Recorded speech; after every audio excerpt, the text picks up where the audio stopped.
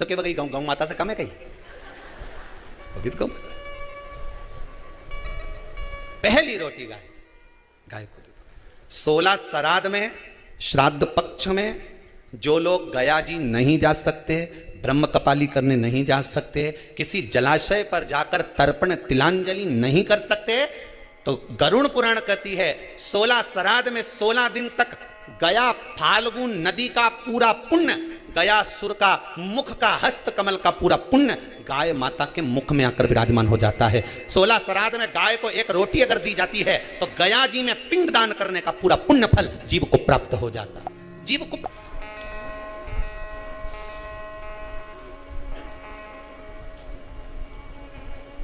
पूरा पुण्य प्राप्त हो जाता है। अगर गया नदी नहीं जा सकते, फाल्गु पर नहीं जा सकते, गया का पिंड करने नहीं जा सकते, 2 चीजें अपने जीवन में उतार लीजिए। एक 16 श्राद्ध में हमें गाय को रोटी देना है, खूब तला हुआ, खूब पका हुआ, खूब घी में या तेल में तरबतर गौ माता को नहीं देना। उसका कारण क्या है वो भी समझ लीजिए। रोड पर कॉलोनियों में जो गाय घूमती हैं, इन रोड पर कॉलोनियों में घूमने वाली गाय जगह जगह पर पॉलीथीन वगैरह खा लेती है। वो लोग खाती कि नहीं खाती? पॉलीथीन जब गाय खाती है तो उसके पेट में जम जाता है, उससे गाय के पेट में कैंसर हो जाता है। उसको तुम अच्छा पदार्थ खिलाओगे तो गाय हो सकता है कि बीमार पड़ने लगे। इसलिए ज्यादा घी का, तेल का कोई पदार्थ गौ माता को ज्यादा ना दी। रामेश्वरम, बद्री नारायण, जितने जितने पुण्यशाली क्षेत्र हैं, मथुरा आदि के जितने, वृंदावन आदि के जितने पुण्य क्षेत्र हैं, शिव महापुराण की कथा में, स्कंद पुराण में लिखा है कि जितने पुण्यशाली क्षेत्र हैं, सारे पुण्यशाली क्षेत्र, चाहे चित्रकूट हो, अयोध्या हो, काशी हो, उज्जैनी हो, त्र्यंबकेश्वर हो, जितने पुण्यशाली क्षेत्र हैं, सारे पुण्यशाली क्षेत्र में पिंडदान होता है। बोलो मालूम है कि नहीं आपको? मालूम? सब दूर तर्पण होता है, सभी जगह पिंड होता है, सभी जगह तर्पण होगा, पिंड होगा। तो श्राद्ध पक्ष में तुम इतनी सारी जगह जाकर तर्पण कर सकते हो क्या? जम के बोलिए। नहीं कर सकते। इतनी सारी जगह जाकर पुण्य कर सकते हो क्या? नहीं कर सकते। इतनी सारी जगह जाकर तुम ब्राह्मण को भोजन करा सकते हो क्या? नहीं। इतनी सारी जगह जाकर ना पिंड दे सकते, ना तर्पण कर सकते, ना पुण्य कर सकते। अब ये 16 दिन में इतने तीर्थ कितने, हजारों में तीर्थ, इतने तीर्थ में जाकर कहां पुण्य करोगे, कहां पिंड दोगे? तो उसका एक निर्णय निकाल दिया कि पितरों के देवता आर्यमा कौवे पर बैठते हैं। काय पे बैठते हैं? कौवे पर। तो एक काम करो, जब हम पितरों के देवता आर्यमा कौवे पर बैठकर पितृलोक से 16 दिन जब भ्रमण के लिए निकलते हैं तो घूमते हैं, तो क्यों ना एक काम करें कि कौवे के लिए भोजन छत पे डाल दें। हमारे छत का कौवा जब अन्न का भाग ग्रहण करेगा, पितरों के देवता को बिठाकर जब घूमने के लिए निकलेगा, तो जहां जहां घूमने जाएगा, जब जब बीच में कोई तीर्थ पड़ जाएगा, तो वहां के पिंडदान का फल हमको मिल जाएगा। इसलिए कौवे को भोजन कराया जाता है।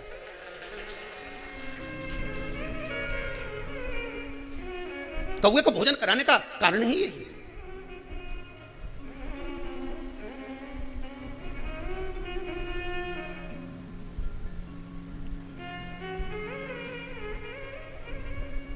अभी गणेश जी विसर्जन हुए, गणेश जी को जल में विसर्जन किया, तो आपके मन में प्रश्न तो खड़ा होगा, आया तो होगा कि गणेश जी के 10 दिन तक बिठाओ, नित्य पूजन करो, ने पाठ करो, ने अर्चना करो, ने 10वें दिन इनके नित्य पूजन करो, ने पाठ करो, ने अर्चना करो, ने 10वें दिन इनके विसर्जन कर दो, और वो भी पानी में कर दो,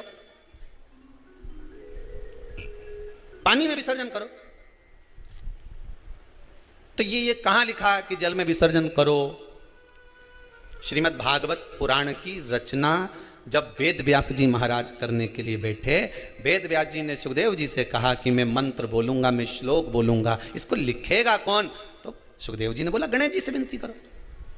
गणेश जी से कहा कि आप लिखोगे? गणेश जी बोले मैं लिखने को तैयार हूं, पर बोलते बोलते तुम रुक गए तो मैंने भी लिखना छोड़ दूंगा, उसके बाद मैं भागवत को विराम दे दूंगा, मैं आगे नहीं लिखूंगा। अब वेद व्यास जी बड़े चक्कर में पड़ गए, क्या करें? तो गणेश जी से कहा मेरे श्लोकों में कुछ गड़बड़ी हो सकती है, उसमें से गलती को छांटना पड़ेगा, फिर लिखना पड़ेगा। कितना सुंदर संबोधन श्री वेद व्यास जी ने कहा कि मैं जो श्लोक बोलूंगा आपको लिखने के लिए, उसमें मैं कुछ गलती करूंगा, उस गलती को छांटना है, तब श्लोक लिखना है। क्यों कहा वेद व्यास जी ने ये बात? गणेश जी भगवान है, वेद व्यास जी कहते हैं मैं तो संसारिक मनुष्य हूं ना, गलती तो कर सकता हूं। गलती कौन करता है? जम के बोलो भगवान गलती करता है क्या? नहीं, गलती कौन करेगा? मनुष्य। गलती मानव करेगा, गलती मनुष्य करेगा। और गलती करने के बाद अगर हमसे अपनी जिंदगी में कोई गलती हो जाती है तो एक बार क्षमा मांगने में कुछ जाता है क्या? प्रणाम करने में कुछ जाता है क्या? निवेदन करने में कुछ जाता है क्या? नहीं। गलती हो गई मुझसे, तो गणेश जी आप गलती को छाटना, लिखना। गणेश जी महाराज लिखने बैठ गए। लिखते लिखते लिखते लिखते 10 दिन हो गए गणेश जी महाराज को। शरीर में ताप पड़ने लगा गणेश जी महाराज के। वेद व्यास जी ने गणेश जी के हाथ का स्पर्श करा तो शरीर तो तप रहा था। वेद व्यास जी ने वहीं पर श्रीमद् भागवत के श्लोकों को विराम दे दिया। अब नहीं बोले। गणेश जी लिखते लिखते लिखते लिखते लिखते लिखते थक गए, ताप पड़ गया, शरीर गर्म हो गया। वेद व्यास जी ने कब करूं क्या, 10 दिन से लिख रहे हैं और शरीर पर ताप पड़ रहा है, करा क्या जाए। उन्होंने गणेश जी का हाथ पकड़ा, उठाया और कहा चलो प्रभु हमारे साथ में। वेद व्यास जी गणेश जी को ले गए और ले जाकर शीतल जल में श्री गणेश जी महाराज को बिठा दिया। गणेश जी को पानी के अंदर उनको विराजमान कर दिया कि अब आप ताप को थोड़ा ठंडा कर लीजिए। शीतल जल में बिठाया। उस दिन से नियम हो गया कि 10 दिन गणेश जी बैठते हैं और फिर उनका विसर्जन होता है पानी के अंदर, जल के अंदर, शरीर का ताप मिट जाए। तो गणेश जी ने वचन दिया है वेद व्यास जी महाराज को, आपने मेरे ताप को मिटाने के लिए मुझे जल में बिठाया है। जो मुझे जल में विसर्जन करेगा मेरा ताप तो मिटेगा ही, साथ में जो मुझे जल में विसर्जन करेगा उसके जीवन के भी ताप को मैं मिटा दूंगा, उसके जीवन के ताप को मैं मिटा दूंगा। ताप मिटा दिया। पर करो गणेश जी का विसर्जन, मना नहीं है वो, पर अच्छे से करो रे हो। अब मत छोरा छोरी उन तो निशाना लगा है, वो हमारा गणेश जी जई दिया, वो हमारा सबसे आगे पहुंचा तो इधर वाला ने इधर से फेंका, हो गया। ये हमारे धर्म की हंसी उड़ा रहे हैं, ये हमारे धर्म की हंसी है।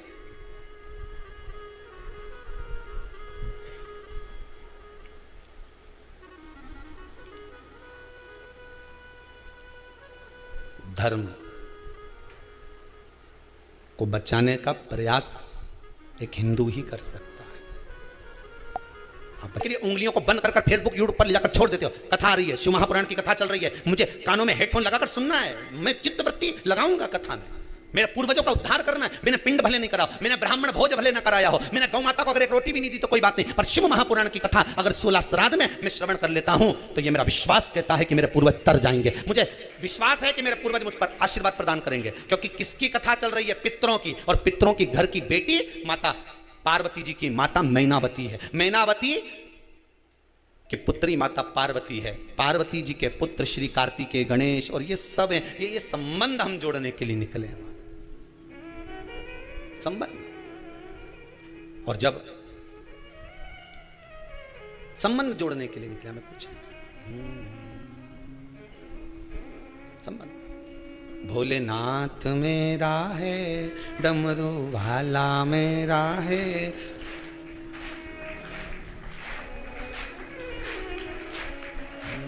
वो काशी वाला महादेव मेरा है।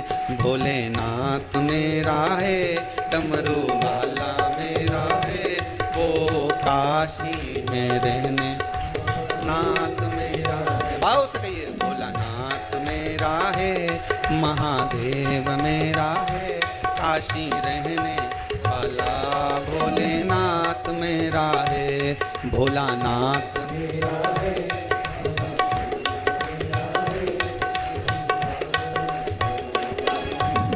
भगवान शिव की कथा करिए, शिव तत्व हमारा। भगवान शंकर करुणा सागर, त्रिकालदर्शी कैलाशी अविनाशी, भगवान ओगड़दानी त्रिकालदर्शी कैलाशी, शिव में बाबा शिव। तो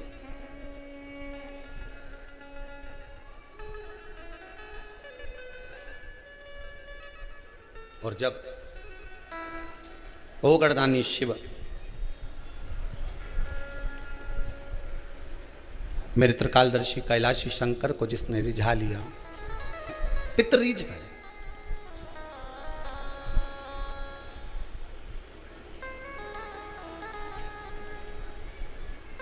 फिर रिझाने के लिए कुछ चीज की जरूरत नहीं है। ब्रह्मदेव ने गलती कर दी, विचार दृष्टि की हो जाती है, किसी किसी के साथ गलती हो जाती है। बोला कुछ जाता है, समझा कुछ जाता है। बोला कुछ, समझा कुछ, हो जाती कभी कभी। अब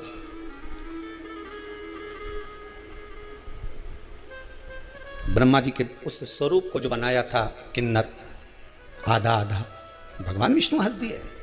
आप हंसे हो, आपको भी एक बार किन्नर बनना पड़ेगा। द्वापर में कृष्ण अवतार के समय पर जब कौरव और पांडवों में युद्ध के मैदान में देवी को प्रसन्न करने के लिए बलि देना थी, अर्जुन से कहा गया था एक पुत्र तेरा, जब तुम बन गए थे उलूपी के साथ में जब विवाह हुआ था तो वहां एक पुत्र हुआ था आरावन, उसको लिया। आरावन का संबोधन था दादाजी मैं मरने को तैयार हूं पिताजी, पर एक बात है मैं कुंवारा नहीं मरना चाहता। शिव महापुराण की कथा कहती है कि विवाह के बाद जो मरे उनका तो श्राद्ध भी हो जाता है, तर्पण भी हो जाता है, तिलांजलि भी हो जाती है, ब्राह्मण भोज कराया तो ब्राह्मणों के भोजन का पुण्य भी उनको मिल जाता है, किसी को अन्नदान दिया तो अन्नदान का पुण्य भी मिल जाता है। पर रावण कहता है कि अगर मैं कुमारी अवस्था में मर गया तो ना तो मेरा पिंड होगा, ना मेरा तर्पण होगा, ना मेरी तिलांजलि होगी, ना ब्राह्मण भोजन करेंगे तो उसका भाग मुझे मिलेगा, ना आप तीर्थ करने जाओगे तो उसका भाग मुझे मिलेगा, ना कोई सत्कर्म का भाग मुझे मिलेगा। अधोगति में मरे हुए व्यक्ति को भाग कैसे मिलेगा? कुमारी अवस्था में मरने वाले को क्या मिलेगा? ये कई लोग कह देते हैं हम तो बड़े परेशान हो गया, वो कोई 10वीं में पास नहीं हुआ, कहीं का 12वीं में फेल हो गया, कहीं कोई एग्जाम में बैठा था, कंपटीशन एग्जाम में बैठा था, कोई नौकरी की तैयारी कर रहा था, नहीं हुआ, मर गया। अरे भैया सारे टिकट फुल हैं तो ट्रेन में चढ़ोगे तो बाथरूम में बैठना पड़ेगा। बोलो सही है कि गलत है? अरे जम के तो बोलो सही है कि गलत है? अब बाथरूम में बैठकर जाना पड़ेगा और वहां भी धक्के खा रहे लोग, कह रहे चल बाहर निकलो, हमें अंदर जाना है। फिर बाहर निकला भैया, फिर टीसी, फिर चले गया, टीसी ने आवाज लगी चल निकाल बाहर, नहीं निकल, बाहर निकाल, नहीं निकल, निकल आई, कौन है अंदर, नहीं निकल, टीसी आवाज लगाए, नहीं निकला। और उसी तरह टिकट फुल है ना, तुम चले जाओ, उसी तरह भगवान ने तुम्हारी उम्र लिख के भेजी थी इतना साल जिएगा और तुम जबरदस्ती की नहीं मैं तो रस्सी बांध के मरूं, नहीं मैं तो ये खा के मरी जाऊं, नहीं मैं तो ट्रेन के नीचे कूदी जाऊं, नहीं मैं तो ये करके मरी जाऊं। अब मर तो गए पर ऊपर तो सीट फुल, फिर क्या करोगे? तो कि ये भटकता रहे, ये भूत प्रेत बना दो, डाकनी पिशाचनी चुड़ैल बना के भेज दिया, उन्हें भटकता फिरे। अब दिखे तो है ही नहीं, वे तो हवा के रूप में घूमे, इतना में बीच बीच में टीसी आता रहे, वही पहाड़ा के ऊपर चढ़ के गदा लेके और बेहतरीन काला और काली मूंछ और जोरदार मुकुट, उसमें बीच में नीलम चमक गया और मूंछ पे ताव दे के हम यम है। इके इतनी देर में जैसे टीसी आवाज लगाए थे टिकट याद है ही नहीं, पुण्य का टिकट होता। फिर बीच बीच में यमराज आके डराता रहता है, कहाँ भटक रिया है बेरू, भटके रोता है जीव, वो प्राण तो छोड़ देता है, मर तो चले गया, भटके रोए। जिसके घर का जीव रहता है उसके दरवाजे पर रोज जाकर विनती करता है। देखो श्राद्ध पक्ष में कोई तो श्राद्ध पक्ष में दिया तो सही। अरे ये कथा कह रही है दादा, श्रीमद् भागवत में वर्णन आया है, पर गोकर्ण ने धुंधकारी के लिए कितना दान दिया। बोलो सही है कि गलत है? अरे बोलो तो सही। भागवत सुनी कि नहीं सुनी? बहुत सारा महाराज उनकी आए टीवी पे, तुम कभी भी चालू करके सुन लेना। ने धुंधकारी के लिए ने गया जी का श्राद्ध करा, ने ब्रह्म कपाली करी, ने पिंडदान करा, ने तर्पण किया, ने ये किया, ने भोग किया, सब किया, इसके बाद भी नहीं तरा। प्रेत की योनि में भटक रिया। तो गोकर्ण ने पूछा सूर्य नारायण भगवान से, ये तो बताओ ये भटके क्यों? सूर्य नारायण भगवान बोले तूने क्या क्या किया बता। मैंने गया जी का पिंड करा, तर्पण करा, ब्राह्मण का भोज कराया, साफ कराया। तो इसका नाम नहीं बोला क्या? नहीं बोला। जब सियोर वाला महाराज का व्हाट्सएप पे लिख के भेज दिया तो कई टेंशन, नाम तो बोला, फिर मोबाइल नंबर नहीं लिखा, उन्होंने लिख दिया, वे भी लिख दिया, फिर गोत्र तो गोत्र भी लिखा। बस सूर्य नारायण भगवान बोले कहीं ना कहीं गड़बड़ी जरूर है, पता करो कि गड़बड़ी कहाँ है। तो क्या समझ में नहीं आ रही है कि गड़बड़ी कहाँ है? नाम भी लिया, जब गया जी में पिंडदान करो, कहीं ब्राह्मण के भोजन कराओ तो हाथ में चावल जल वगैरह लेके संकल्प छोड़ो कि छोड़ो, नाम ये न गोत्र ये, और जो संकल्प दिया तो नाम गोत्र सब बोला। फिर क्यों नहीं तरा? सूर्य नारायण भगवान की चिंता लग गई तो वे नारायण भगवान के पास पहुंचे, नारायण जी से पूछा प्रभु ये बताओ कि ये धुंधकारी तरे क्यों नहीं?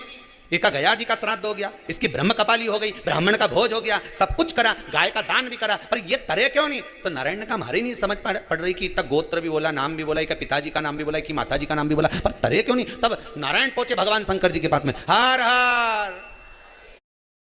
हेलो मोटो।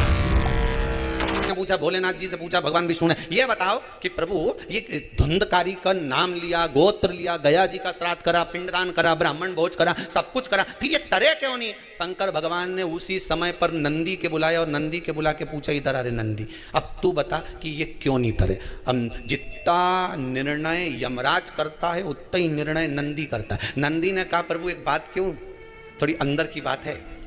शंकर जी बोले चाहे अंदर की हो चाहे बाहर की हो, बोल दे जरा, जम के बोल जरा।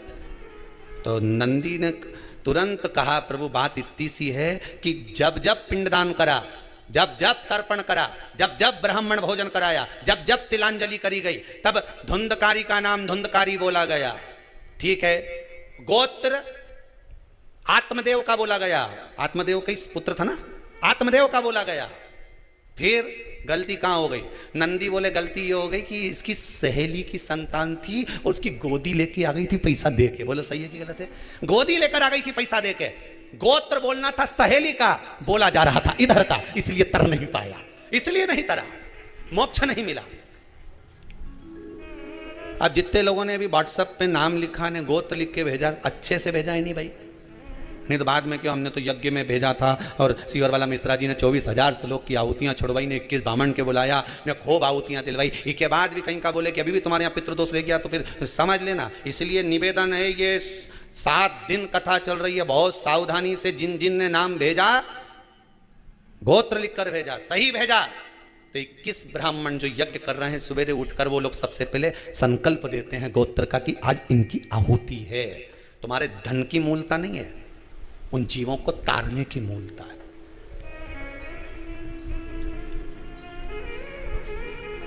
गोत्र मूल है। और जो गोत्र नहीं जानते उनसे तो हम इतना ही कहेंगे कि शिव जी का नाम ले लीजिए। शंकर भगवान से शादी में पूछा गया था, पंडित जी ने पूछा था तुम्हारा नाम बोलो शंकर, गोत्र बोलो शंकर। पंडित जी बोले कुछ खा पी के आए हो क्या? शंकर जी बोले मुस्कुरा के जरूरत ही नहीं अपने, तो अपने जरूरत ही नहीं, तो क्या कुछ पिए भी हो क्या? शंकर जी बोले वो तो कब से पी रहे हैं, कब से, जिंदगी हो गई साहब, राम नाम का भर भर प्याला खूब पिया। और जो एक बार भगवान के नाम का प्याला पी ले वो तो वैसे ही अलमस्त रहे, वैसे ही अलमस्त। हमसे ही लोग कहते हैं काय सीवर वाला महाराज तुम जब देखो जब मुस्कुराता ही हुआ दिखता हो, ऐसा क्यों? पिए शंकर जी का भजन स्मरण। और आपसे भी निवेदन है, बिन पिए नशा हो जाता है जो भोले भोले गाता है, बिन पिए नशा हो जाता है जो भोले भोले गाता है, बिन पिए नशा हो जाता है जो भोले भोले गाता है, बिन पिए नशा हो जाता है जो भोले भोले गाता है। दोनों हाथों से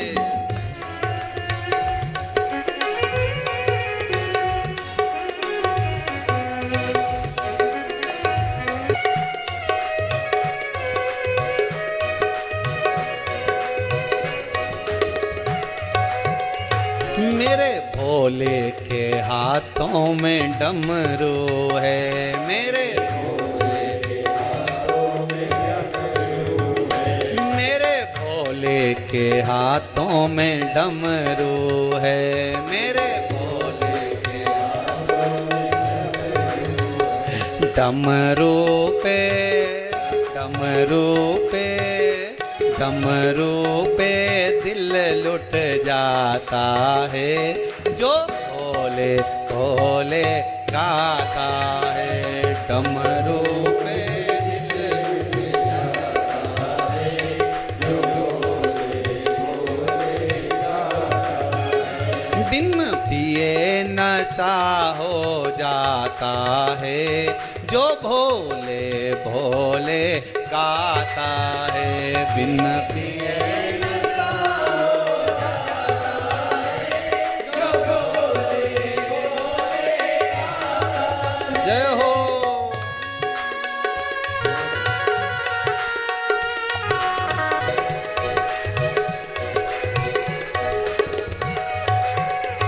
मेरे भोले के हाथों में त्रिशूल है, मेरे भोले के हाथों में त्रिशूल है, मेरे भोले के हाथों में त्रिशूल है, मेरे भोले के हाथों में त्रिशूल है।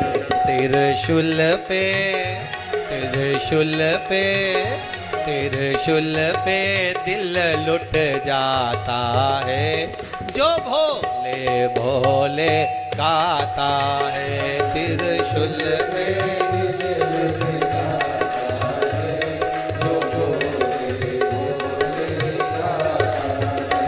बिन पिए नशा हो जाता है, जो भोले भोले गाता है। बिन पिए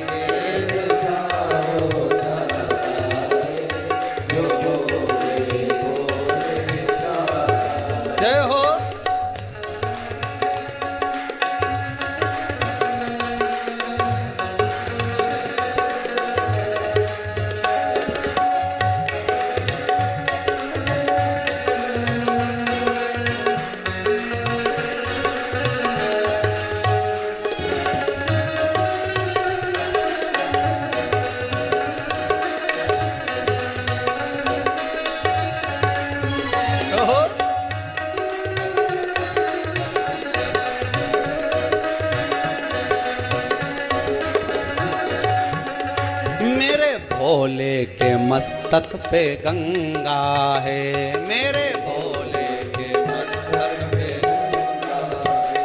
मेरे भोले की जटा में गंगा है, मेरे भोले की जटा में गंगा है। गंगा में दिल लग जाता है, जो भोले भोले गाता है। गंगा में लग जाता है, जो भोले भोले गाता है। बिन पिए नशा हो जाता है, जो भोले भोले गाता है। बिन पिए नशा हो जाता है, जो भोले भोले गाता है।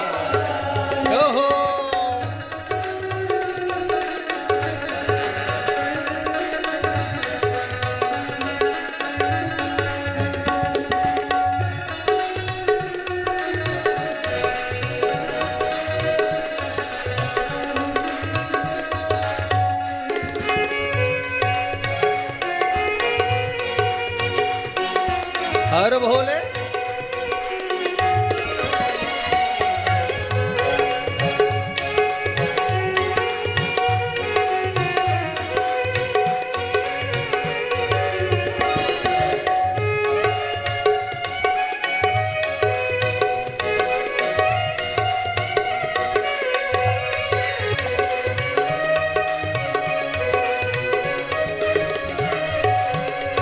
मेरे भोले के हाथों में चक्कर है, मेरे भोले के हाथों में।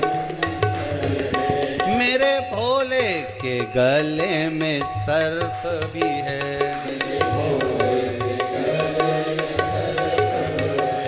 सांपों पे रुद्राक्ष पे दिल लुट जाता है, जो भोले भोले गाता है। सांपों पे दिल लुट जाता है, जो भोले भोले गाता है।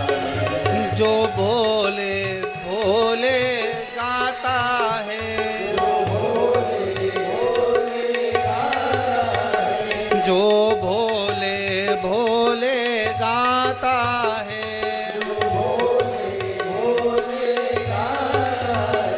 भोले बाबा पे शंभो बाबा पे, भोले बाबा पे दिल लुट जाता है, जो भोले भोले गाता है।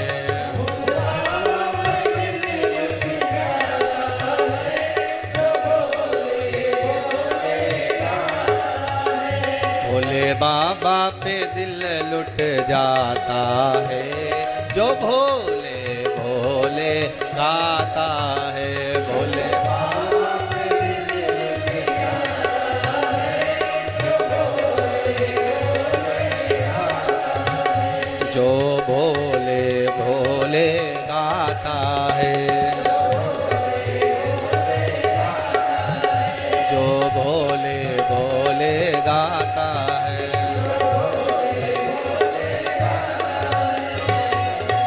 हर हर महादेव। अच्छे प्रेम से बोलो जरा, दोनों हाथ उठाकर। और जितने लोग गाड़ी चला रहे हो वो मत बोलना हाथ उठाकर हो। हर हर महादेव। भगवान शिव की कथा कर रही है। शंकर भगवान गोत्र का मूल महत्व बताते। बहुत ध्यान दीजिएगा शिव महापुराण की ओर कि आपके भाव की निर्मलता से भगवान मिल जाए। कहा आरावन कह रहे हैं, अगर मान लो मैं कुंवारी अवस्था में मर गया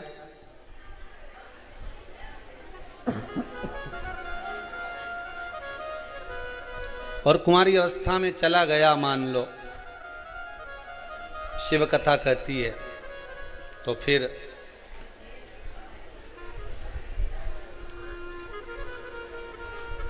ना तो मेरा तर्पण होगा, ना मेरी तिलांजलि होगी, ना ही मेरा पिंडदान होगा।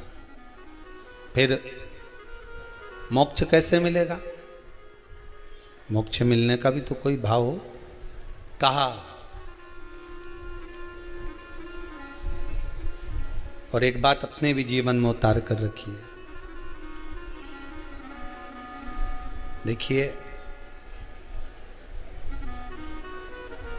कुंवारी अवस्था में मरने वाले जीव जो गर्भस्थ मर जाएं या कुंवारी अवस्था में चले जाएं, आप कितना भी इनके लिए दान दे लो, कितना भी आप पिंडदान कर दो, कितना भी इनके लिए आप ब्राह्मण भोज करा दो, इनका कल्याण जब तक नहीं है, जब तक घर का कोई एक व्यक्ति, दो व्यक्ति जो भी हैं घर में, वो शिव महापुराण की कथा ना सुन ले। और एक बात बहुत ध्यान दीजिएगा, बाबा ने तो कृपा करी है कि श्राद्ध पक्ष में शिव महापुराण की कथा सुनने को मिल रही है। श्राद्ध पक्ष में मिल रही है। और मेरा तो माताओं से विशेष रूप से निवेदन है, पुरुष वर्ग से तो है ही, नवयुवक बच्चों से तो है ही, गर्भस्थ दुनिया के लोग तो यहाँ 7 पीढ़ी की बात करते हैं कि 7 पीढ़ी में अगर कोई कुंवारी अवस्था में गया होगा तो उसको मोक्ष मिल जाएगा। यहाँ शिव महापुराण की कथा और उज्जैनी सांदीपनी ऋषि बाबा की वो पावन धरा वावंतिका उज्जैनी पीढ़ी तर जाती है मात्र एक शिव महापुराण की कथा श्रवण करने वाले, करवाने वाले की 71 पीढ़ी।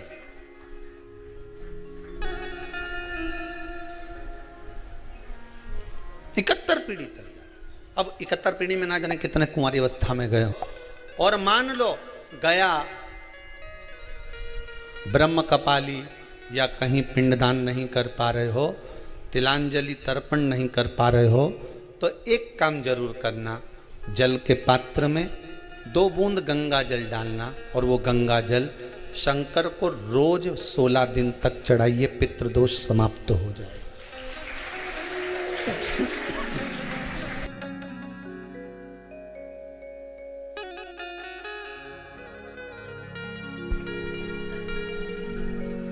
पितृदोष समाप्त हो जाए।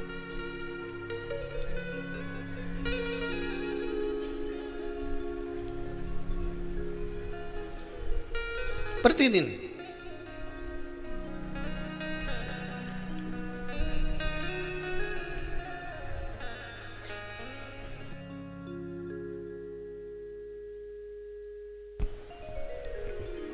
सोलह दिन तक प्रतिदिन चढ़ाई।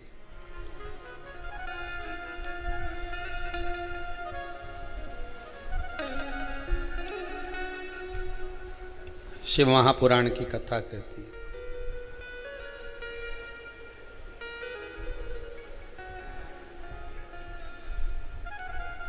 अर्धनारीश्वर भगवान का दर्शन कर कर जो ब्रह्म उत्पन्न हुआ,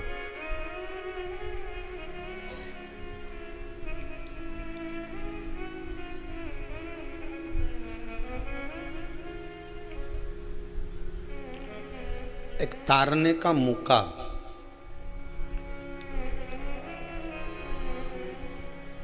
अपने पूर्वजों को पार लगाने का मौका ये शिव महापुराण के माध्यम से मिला है।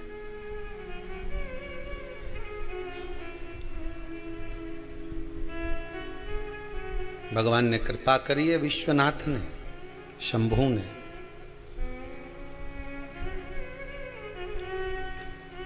घर बैठे पितृ शांति यज्ञ का दर्शन घर बैठे हो रहा, मालूम पड़ेगा।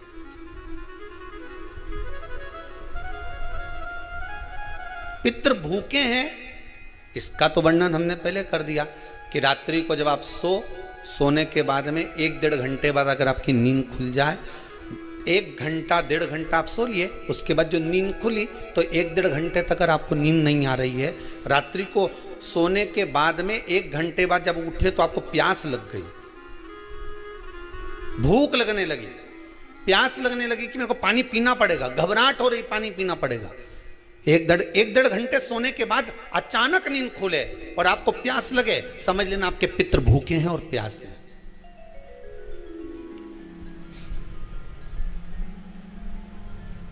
वो भूखे और प्यासे हैं, उनको जल की जरूरत है।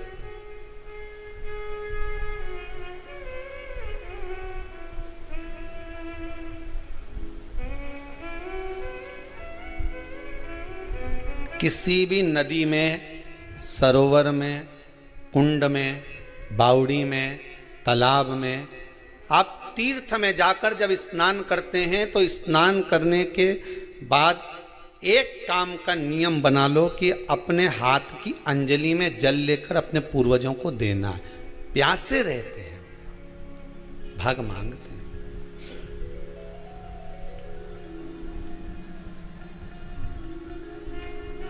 भाग प्राप्त करना। 3 वृक्ष पितरों के तुल्य हैं। नैमिषारण्य की कथा में भी कहा था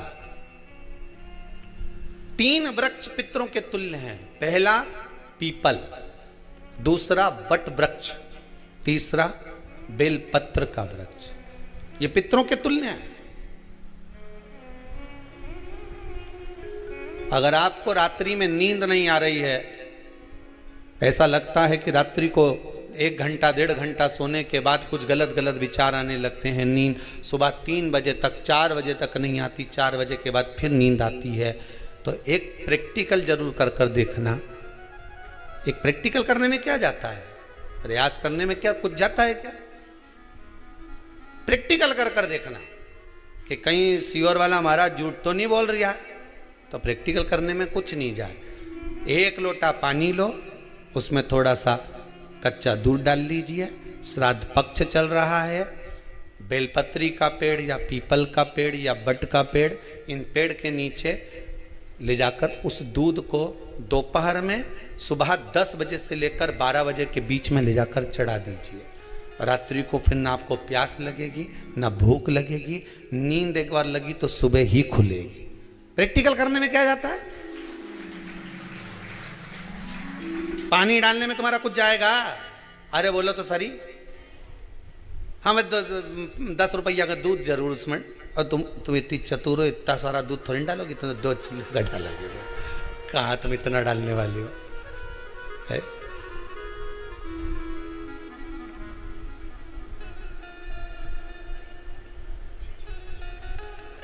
कहा बहुत चतुर चतुर लोग हो रहे संसार में हो। भले पूजन पाठ नहीं करे पर कहीं का एकदम मिलने आ जाए ना, क्या अम्मा जी है क्या पाठ कर रही है, फिर वो भी बैठ गई तुरंत, अभी तो सोई थी।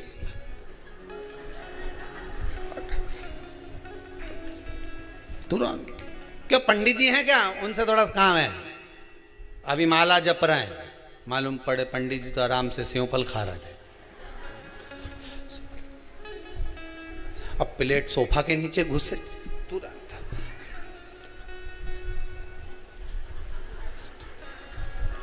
आंख देखे, हो सकता है बाबा की कृपा है।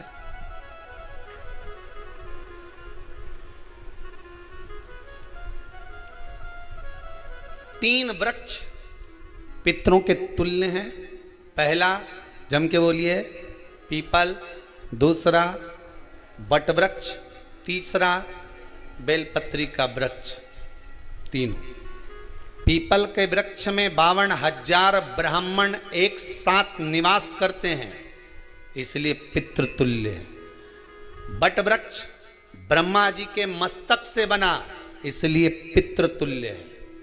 और बेलपत्री का वृक्ष माता पार्वती जी के अश्रु से बना।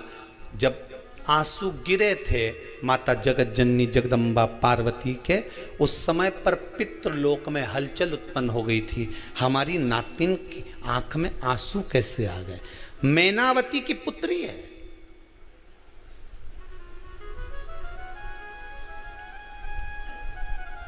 पितरों की नातिन, इसकी अश्रु कैसे गिर गए।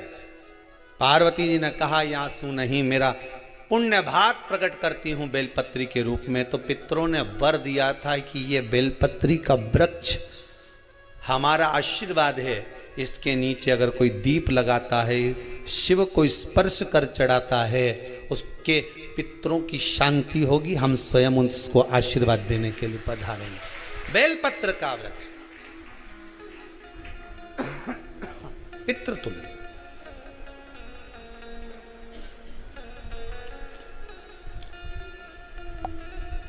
दूसरा पितृदोष का लक्षण बताया, घर में कोई शुभ कार्य ना हो, वंश की वृद्धि ना हो।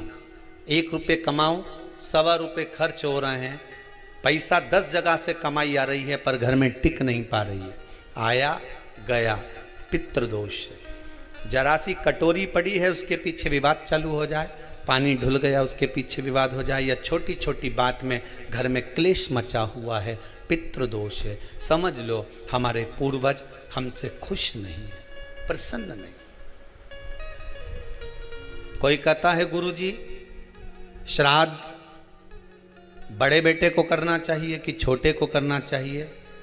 शिव महापुराण की कथा कहती है अगर जायदाद का पूरा हिस्सा बड़े ने लिया हो और तुमने अपनी माता का दूध ना पिया हो तो एक ही को कर लेने दो। अगर माता का दूध पिया है और अगर एक अंगूठी भी ली है, जरा सा एक कपड़ा भी अगर सास का लिया है, तो श्राद्ध तो तुझे करना ही पड़ेगा, करना ही पड़ेगा। तूने मेरा दूध पिया है तो बिल्कुल जम के तो बोलो। अगर तुमने उनका कुछ खाया है तो अब एक काम और हो सकता है, गुरुजी वो श्राद्ध अगर हम नहीं करें और बड़े भैया करें और हम उन्हीं के यहाँ चले जाएं तो चले जा, मना कौन कर रहा है। पूड़ी का तेल तू ले जा, खीर का दूध 2 थैली तू खरीद के ले जा। जितना वहां वो सेवा करे उतनी सेवा तुम करो। गलत है क्या? जायदाद का भी तो हिस्सा किया था। सुई की नोक के बराबर नहीं धुआं ने, ईंट इधर खसकी है तो हमारी इधर खसका दीजिए। हमारी बसियत में इतना लिखा है तो फिर बसियत में ये भी लिख के जाना चाहिए था। मैं तो क्यों सबके, तुम डरो मत ही रहे एक भी। जब छोरा छोरी के जब सब सामान, प्रॉपर्टी दो ना, जमीन दो ना, जायदाद दो ना, सारा सामान छोरा छोरी के दो, तो उनके लिख के भी जाओ कि हमारी श्राद्ध कर दे अच्छे से, नहीं तो भूतड़ी बन के सताऊंगी। देखिए श्राद्ध करो। कितना दिया तुमको, बोलो ईमानदारी से बोलना, कितना दिया? ढेरों। और एक बात बहुत अच्छे से कहूंगा, आप लोगों के जीवन में उतरे। अगर मायके में भाई, मायके में भाभी, मायके के लोग अगर आपके माँ बाप का श्राद्ध नहीं करते हैं तो बेटी भी अपने माता पिता का श्राद्ध कर सकती है।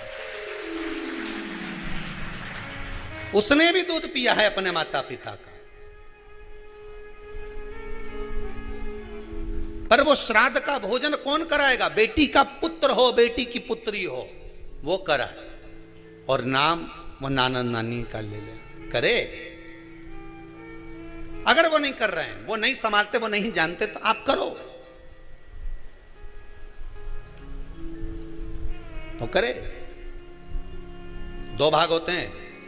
जब एक रोटी गाय के मुख में दी जाती है, गाय के मुख में जब हम रोटी देते हैं, एक रोटी जब देते हैं, या तो गाय के मुख में 16 श्राद्ध में जब रोटी देते हैं तो रोटी को बीच में से तोड़कर, रोटी का जो भाग होता है उसको, मतलब ऊपर से फुलका का परत नहीं निकालना है। रोटी जो सीधी सीधी है ना, जैसे ये रोटी है तो इसको बीच में से तोड़ लिया, दो भाग विभाजित कर लिया, नीचे वाले भाग में भी थोड़ा सा गुड़ शक्कर रख लिया, ऊपर वाले भाग में भी गुड़ शक्कर रख लिया, एक के ऊपर एक रोटी को रख लिया, वो गाय को दी। तो अपन श्राद्ध पक्ष में 2 पूड़ी का प्रमाण है कि गाय को 2 रोटी दी जाती है, कुत्ता को 2 रोटी दी जाती है। 2 पूड़ी रख के देते हो, नहीं देते? आप लोग तो देते होगे, 2 पूड़ी के ऊपर पूड़ी रखकर, थोड़ा सा मीठा रखकर, नमकीन रखकर, कुत्ते को भी देते, 2 पूड़ी तोड़कर कागा को भी देते। 2 पूड़ी का प्रमाण कहां से आया? 2 भाग रोटी के टुकड़े का प्रमाण कहां से आया? श्राद्ध पक्ष में ही ऐसा क्यों किया जाता है? बाकी के समय पर तो कोई ऐसा 2 पूड़ी का प्रमाण ही नहीं, पर श्राद्ध पक्ष में ये क्यों कहा जाता है कि पूड़ी के ऊपर पूड़ी रख दे, उसमें मीठा रख दे, खीर शक्कर रख दे, गाय को दिया, कुत्ते को दिया, कागा को दिया, ऐसे क्यों कहा जाता है? उसका कारण क्या होता है? उसका केवल एक कारण है, जो नारी ने भोजन का निर्माण करा है, जो घर की बहू भोजन बनाई है, जो घर की बेटी ने भोजन बनाया है, घर की माता ने भोजन बनाया है। महाराज, पिता पुरुष एक कुल को तारता है, बेटी 2 कुल को तारती है। जब श्राद्ध पक्ष में 2 भाग रोटी के कर कर गाय को देती है तो 1 भाग तो उसके ससुराल वालों को मिलता है।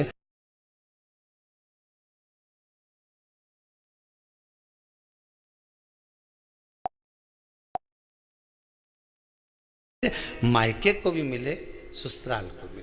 जब गया जी का पिंड होता है तो नाना नानी सबका स्मरण कराया जाता है। 2 भाग।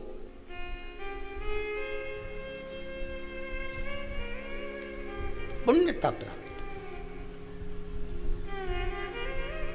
अब लोगों को मालूम तो है नहीं कि 2 पूड़ी क्यों रखते हैं, उसका कारण वर्णित है शास्त्रों।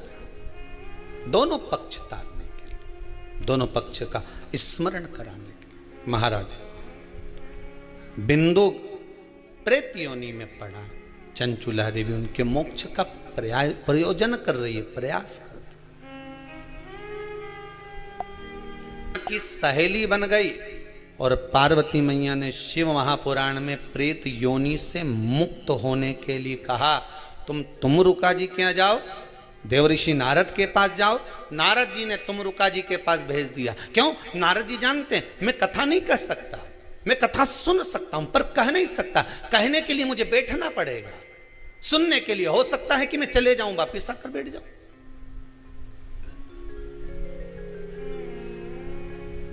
तुमरुका जी से कहा कथा कह दोगे? हाँ, कहने में क्या दिक्कत है, मेरे पति को प्रेत योनि से मुक्त करना है। तुमरुका जी बोलते हैं केवल तुम्हारा पति प्रेत योनि से मुक्त नहीं होगा।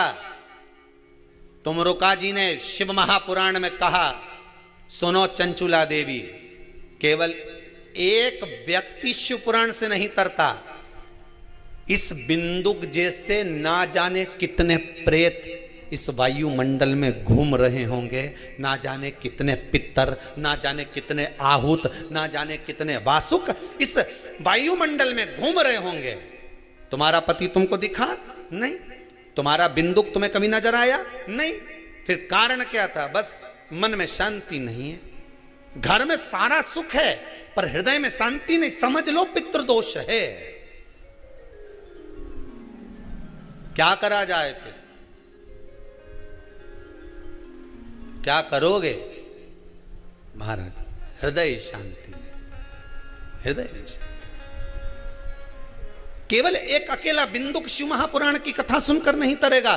तुमरुका जी कहते हैं जिस समय पर मैं शिव महापुराण की कथा कहूंगा, सुनो चंचुला देवी, इस संसार के इस भूमंडल पर मृत्यु लोक में जितने भी जीव इस संसार सागर में भटक रहे होंगे, शिव महापुराण की कथा सुनकर वो भी तर जाएंगे। ये अकेली बिंदुक को तारने वाली नहीं है। इस मृत्यु लोक में जो विराजमान, आज भी नियम है महाराज, श्राद्ध का भोजन टेबल पर नहीं कराया जाता। श्राद्ध का भोजन ब्राह्मण को कुर्सी पर बिठाकर नहीं कराया जाता। श्राद्ध का भोजन किसी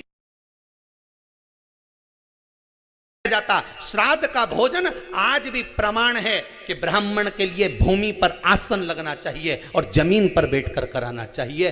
तब क्यों? क्योंकि इस भूमि पर बैठकर जब भोजन कराएंगे, इसी भूमि से ना जाने कितने पितृ गए, कितने तर्पण हुए, कितनी तिलांजलि हुई, इसी भूमि से, इस रज से, इस कण से ना जाने कितने जीव चल गए। अब लकड़ी पर या टेबल पर या कुर्सी पर बैठकर ब्राह्मण को भोजन कराने का प्रमाण नहीं है। अब आपका फैशन ज्यादा हो गया तो बात दूसरी है। पंडित जी, अब ब्राह्मण अगर भोजन करने आसन पर बैठेगा, तुम अगर थोड़ा झुककर परसोगी, ब्राह्मण के सम्मुख में आप थोड़ा सा भोजन कराते समय झुकोगी, जरा विचार करिए। यशोदा मैया के घर में संतान नहीं थी। यशोदा जी श्रावण के महीने में श्रावणी करने आए हुए ब्राह्मण को मात्र खीर परोसने के लिए गई थी। 52 साल की उम्र थी, संतान का सुख नहीं दिख रहा था, खीर परोसने के लिए गई। उतनी देर में ब्राह्मणों ने देखा इनके घर में संतान नहीं है, पुत्र भव कह दिया। और यशोदा जी के पति श्री नंदराय जी कह रहे हैं कि बाबा मैं 60 का या 55 की, बाल हो गए धोले और तुम कह रहे हो पुत्र होगा। कहां से होगा? ब्राह्मण कहते हैं ब्राह्मण जब भोजन करता है, भोजन करते समय जब वर देता है, वो वर गलत नहीं हो सकता, कहीं से भी आएगा, पर छोरा तो आएगा। और आया, कहीं से भी आया, पर पुत्र आया, क्योंकि आशीर्वाद दिया था। श्राद्ध पक्ष का भोजन टेबल पर नहीं, कुर्सी पर नहीं, श्राद्ध पक्ष का भोजन ब्राह्मण को आसन लगाकर जमीन पर कराना चाहिए, भूमि पर।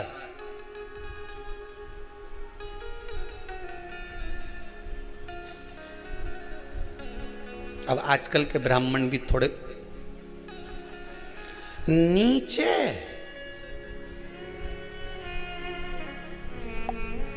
अगर हम तो कहेंगे इस श्राद्ध पक्ष में घर में बैठकर श्री शिवाय नमस्तुभ्यम थोड़ा जप लिया करो। शंकर अच्छे अच्छे पितरों को, पूर्वजों को तार देते हैं। शिव,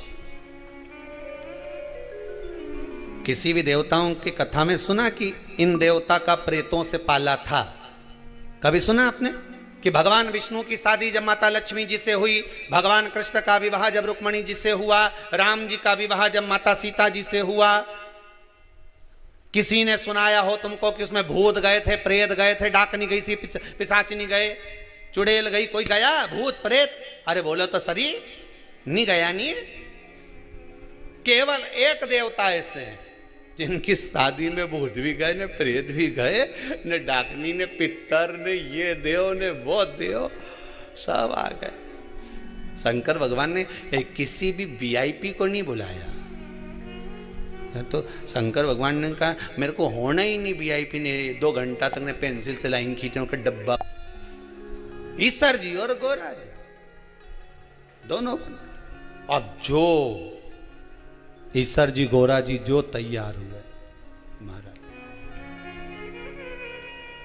जो तैयार महाराज, इतना सुंदर स्वरूप बाबा भोलेनाथ जी ने बनाया। इतना सुंदर स्वरूप शंकर और पार्वती बनाए हैं। ईश्वर जी और गोरा जी आ रहे हैं, जोरदार ताली बजाकर स्वागत करिए। शंकर और पार्वती।